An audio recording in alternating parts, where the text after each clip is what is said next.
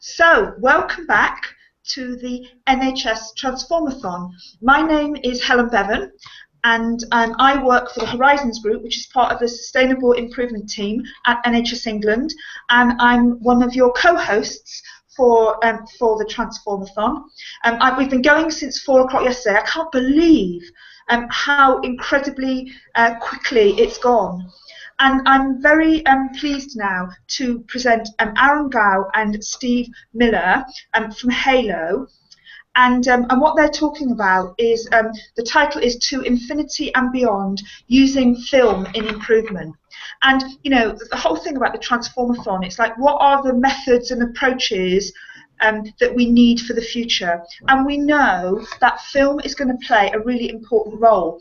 And in my opening presentation yesterday, I gave a statistic from Cisco, which said that by 2018, in 2 years' time, they estimate that 74% of internet traffic will be video, will be film. So all of us, you know, who work in change and improvement, we need to be filmmakers. And you know, when I look around the country in England at who is doing the most interesting work on you know, linking film and using film as a medium to drive improvement, there's only one place to go, and that's Halo. And so we're really thrilled that Aaron and Steve are joining us today. So I can see Aaron now. So Aaron, the virtual stage is yours. Over to you. Morning, everybody. Thanks for that fantastic introduction, Helen. Just to show you where we are, we're in Salford in Greater Manchester. I'm not quite sure where a lot of our audience is from, but Steve's here to my right. Just going to switch my. There you go. And we're sat in a little pod in Salford, and my headphones just fell out. And we're also joined by a special guest, actually. I was hoping for Buzz Lightyear to turn up, but he was unfortunately engaged. So we brought Mr. Potato Head, which gives us that link back to Infinity and Beyond. So any of you who are big film fans will know that's Buzz Lightyear's catchphrase. And we just use it here internally in Halo to sort of set our minds thinking about what it is we can use film for. So just a little bit of an introduction to Halo. We are Salford's Innovation and Improvement Science Centre.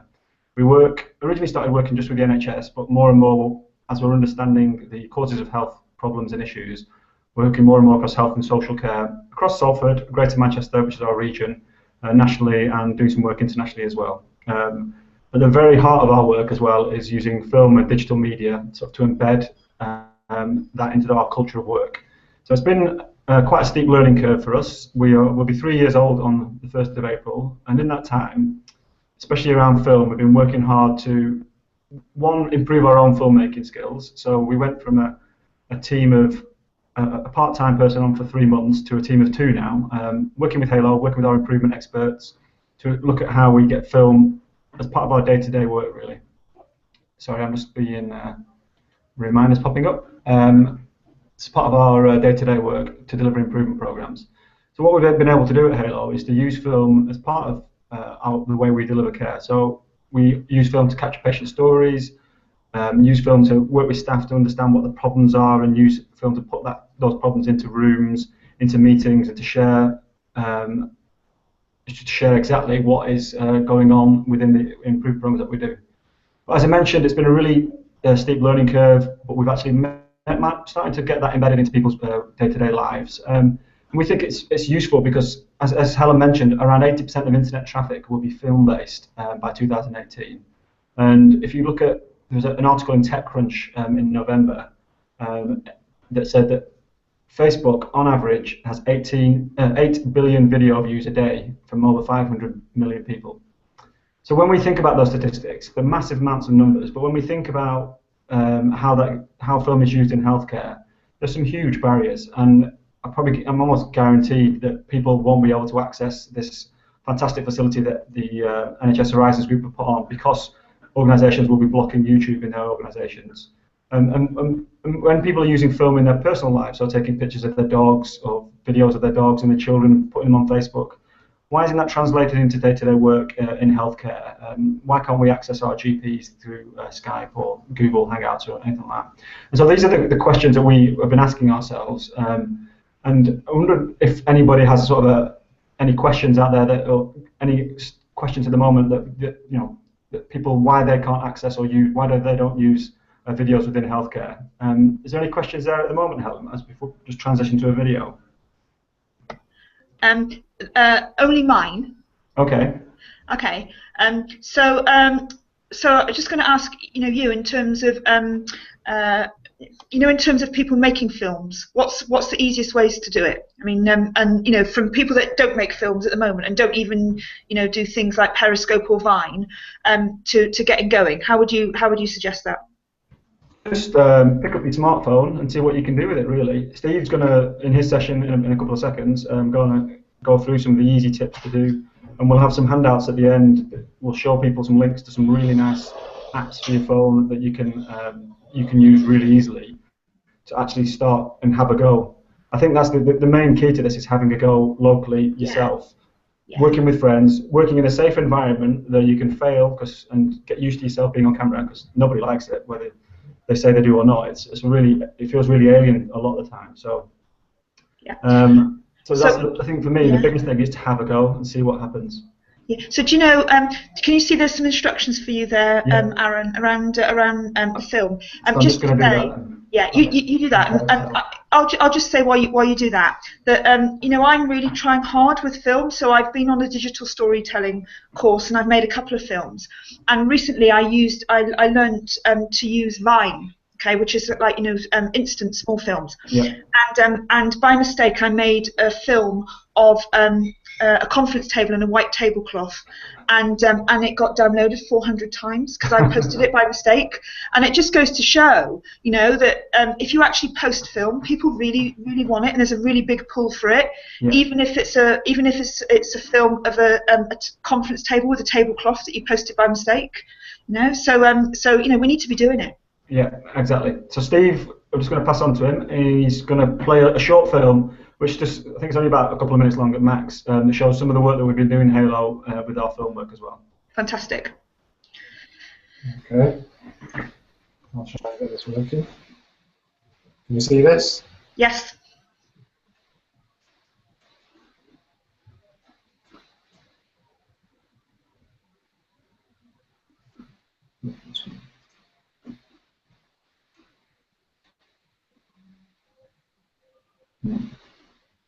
No. Can we see this? No. We saw it previously, but it didn't roll. Okay. Here it comes again, yeah? Let's try. We can see it, but there's no sound. Okay, we have sound, so it's just a soundtrack, there's no speaking. Yeah, so just play it anyway, I think that's fine.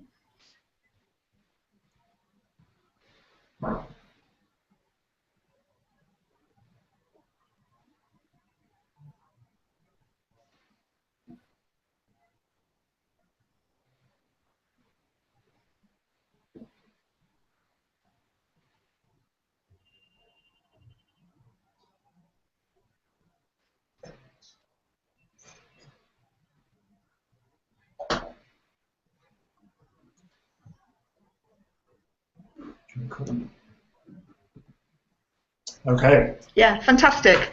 I don't think we needed the music. Okay. Can you see me now? Yes. Okay, so that was a selection of the film work that Halo's produced. I think all of that was over the last 12 months. So there's a variety of projects that we've worked on. There's internal stuff like our conferences and interviews with NHS people and healthcare people involved with Halo.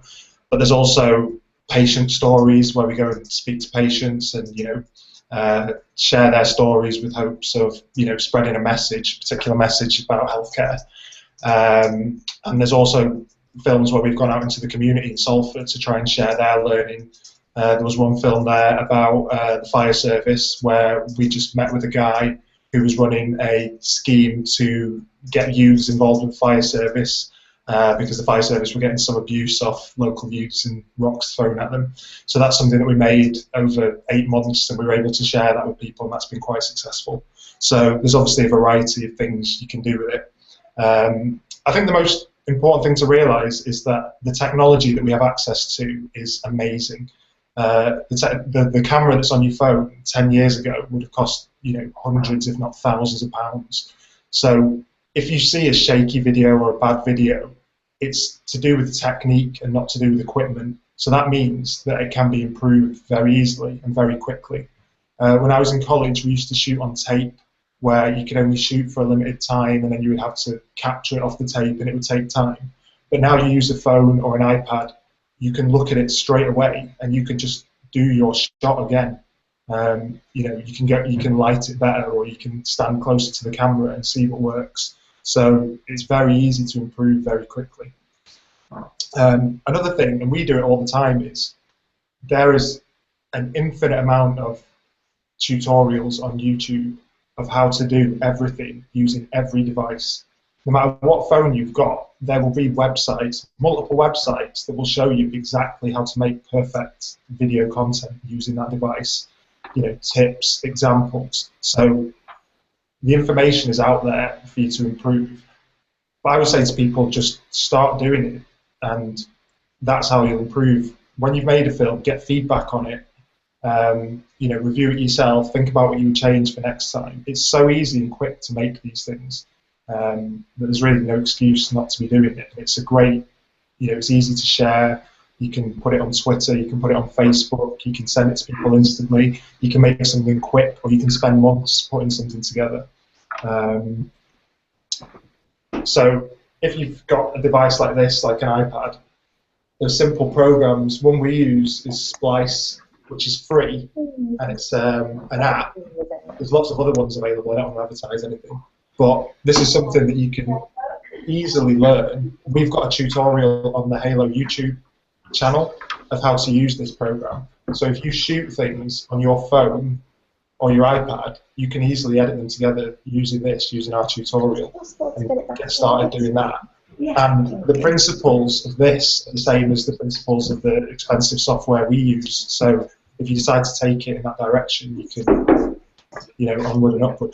So I can switch between the two if not. So some tips with video is that sound is more important than the visual. People will watch a blurry, shaky video if they can hear it, but they will not watch a video where the sound is going in and out, where there's cars going past and they can't hear it. So one big tip would be just try and record in a silent room, in a quiet room. If a car goes past when you're recording, redo your shot, because you will be able to hear it, and it will, you know, spoil the shot. And lighting is another one that's really easy to get right. Just stand next to a window when you record it. You know, turn the lights on. You can see with these webcams, they're not great. I think mine's slightly better than Aaron's. But if we were, you know, facing the other way, if we had the facility to do that, the light would be on us, and it would be instantly much better. So simple things like that. But again, the information is out there for free. On YouTube, there are tutorials how to light videos shot with iPhones. You know, there are little devices you can buy very cheaply, plug-in microphones that will make the sound better. Devices that will stabilize the iPad when you hold it, so you don't get a shaky shot. That's still something that we struggle with on every shoot, is trying to get stable shots. So what I would say to people is there is no excuse to not improve your videos. Everything is out there for free. You probably have a device in your pocket that is capable of making great quality content, and just do it. So can I ask you a question, Steve? Okay. So what I understand is that that if you were born in 1980 or later, then you're you know, a digital native, and if you were born before that time, then you are a digital immigrant. And you know, people like me, I mean, we are, you know, we're you know, it doesn't come kind of naturally to us. So have you got? I mean, obviously, I mean, both you and Aaron are definitely digital natives. So you know, in terms of people, you know, for whom this isn't kind of like natural, and we were brought up in an era, you know, where you wrote things with pens, and used house phones. You know, what advice do you give to you know, you know, to people that are kind of more on the laggard end of things? I would say that if you can use your smartphone, then you can use these programs. They're designed using the same touchscreen interface, but it costs nothing to experiment with it, and you can watch back what you've done straight away. So you could spend an evening doing it at home, and you can make 5 videos in that time, and the 5th one will be much better than the first one you created. So you have to be willing to experiment. I think also to recognise what the best use of the form is. So if you've got, there's no point in filming yourself just speaking for an hour, you know, reading a report that you've written. People would prefer to read that, or they might prefer to listen to it if you recorded it as a podcast or something that people could download. But there's no point in filming that if there's nothing visual going on. So I think it suits simple messages, you know, that can be put across in a visual way. But just experiment. There's no harm to experimenting. You don't have to show people straight away. You can review it yourself. You can get, you know, opinion off family, friends, you know, colleagues before you put it out into the world. So yeah, that's what I'd say. Can I just add there, Helen, that Yeah. I am actually a digital migrant. I'm not as young as you think I am, unfortunately. So anybody can learn these skills, and I wouldn't worry too much about what age you were. I used to watch Dallas on a black and white TV when I was growing up. So I've come from this sort of, maybe on the crossover, but you know, it shouldn't be a barrier. You need to sort of get over any fear or worry you have, and just, I think, giving it a go. And as Steve said, learn from what other people have done, and trying to keep it simple, trying to keep it nice and easy and looking good is some of the things that you can do quite quickly and improve from nothing to quite good in a short period of time. Fantastic. So I've got a whole load of questions that people have been giving me. Are you actually, you've got nearly as many as Peter Fuda. So you know, there's obviously quite a lot of interest here. So can I start asking you these questions? Is that okay? Go for it. Yeah. Yeah. Okay. So let's kind of go. Let's start at the top.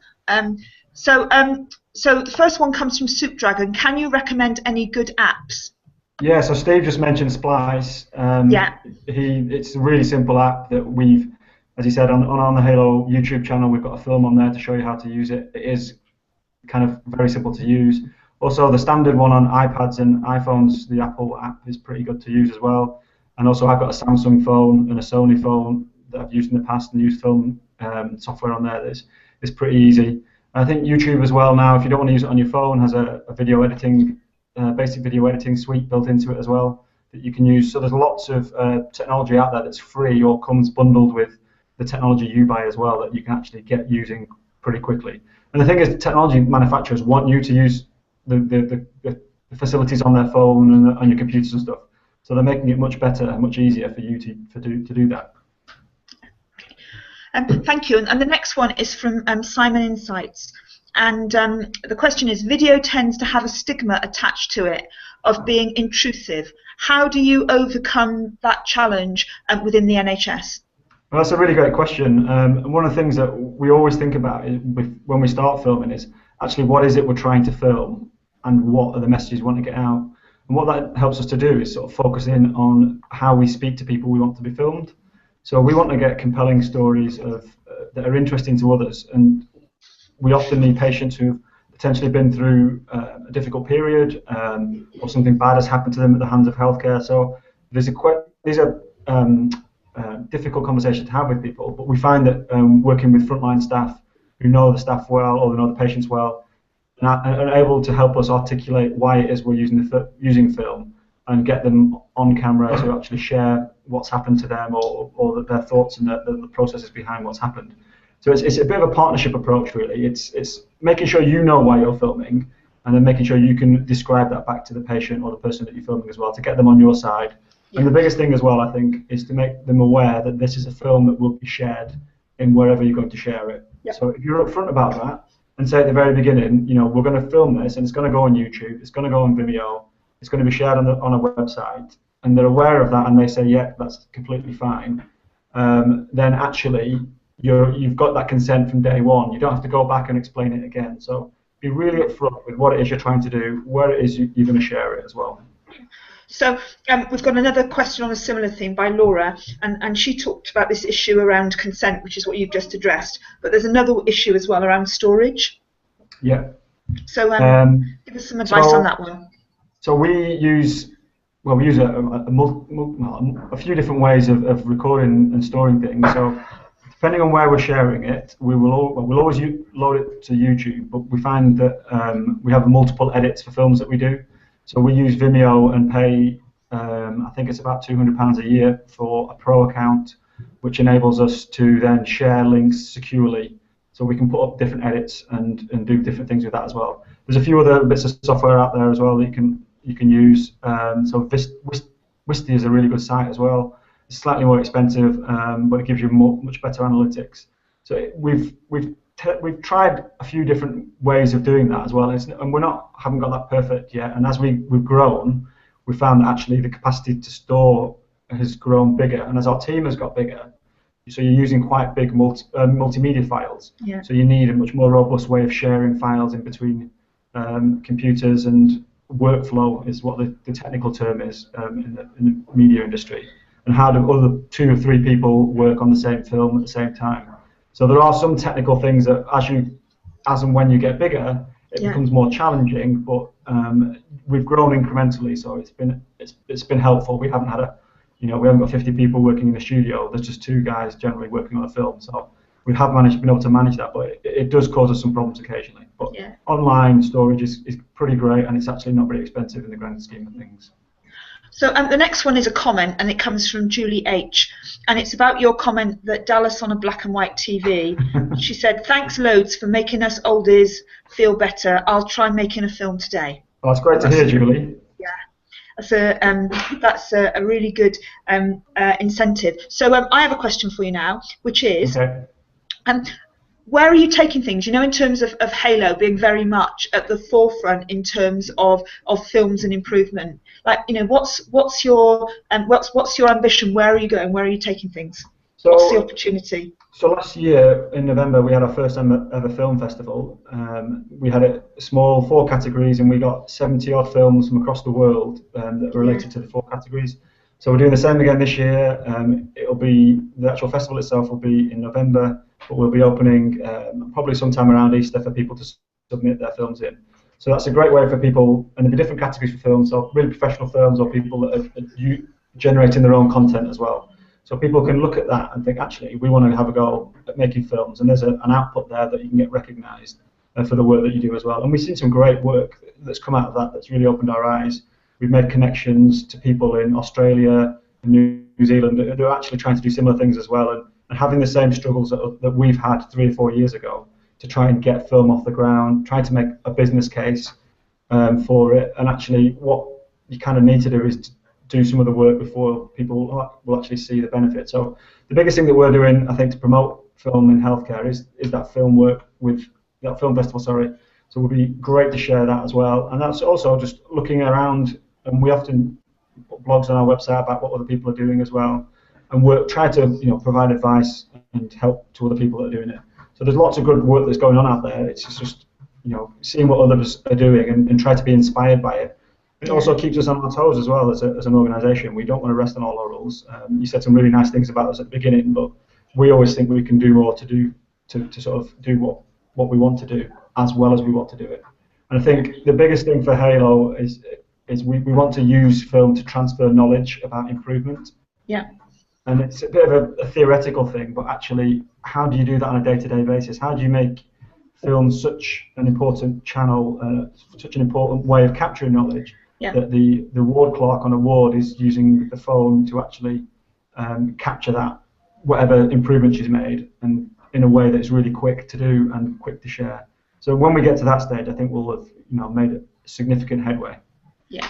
What we'll do as well is what we can do is we'll all the handouts and stuff you've given us and a copy of this session now, we'll download those as resources onto the Transformathon website, and Stephen has very helpfully sent us the link to the Halo Film Festival 2015 recap with links to the winners, which are just fantastic. So we'll load that up as well. So we're coming to the end of our time now. So can I say to both of you, just your closing remarks, or something else that you want to say, or something that you want to emphasise that's come out in the discussion. So Aaron, do you want to go first?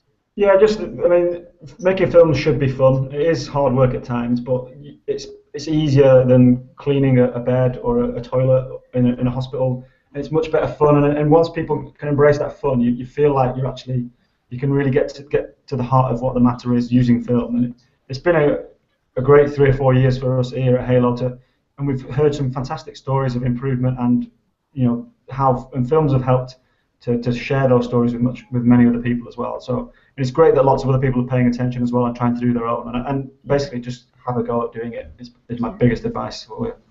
That's great. Stephen, you get nearly last word because I get last word. So. Okay, I just want to say, don't be embarrassed to steal shots that other people are doing. If you see something in a video that you like, make a note of it. If you see a video online that you like, try and reverse engineer how they've done it, because they're all just technical challenges to overcome. Anything that you see is been achievable by people working on it, and just get started. It's all out there for free, all the information of how to do it. Fantastic, and I just want to say that just finally that we keep quoting the Cisco statistics, and they are consistent, because it's 74% by 2018 and 80% by 2019. So it's a trajectory. I think that you will get a lot of contact after this, because I think it's piqued the interest of lots of people, and so it should. So enter the film festival next year. A whole, Halo recently ran a course on making films, and as soon as we found out in my team, we just sent a whole gang of people, because they're such important skills for the future, and it was fantastic value and really good skills. So if you get the opportunity to engage in this, to learn these skills, then grab it. So thank you, Steve, and thank you, Aaron. And I think that was the perfect session after Peter Fuda. So yeah, we'll see you in a film soon. And just for everybody else on the Transformathon, we're just going to shut down now for a couple of minutes to enable us to switch over to the next speaker. And please stay with us. Normal service will be resumed as soon as possible. Okay. Thanks very much.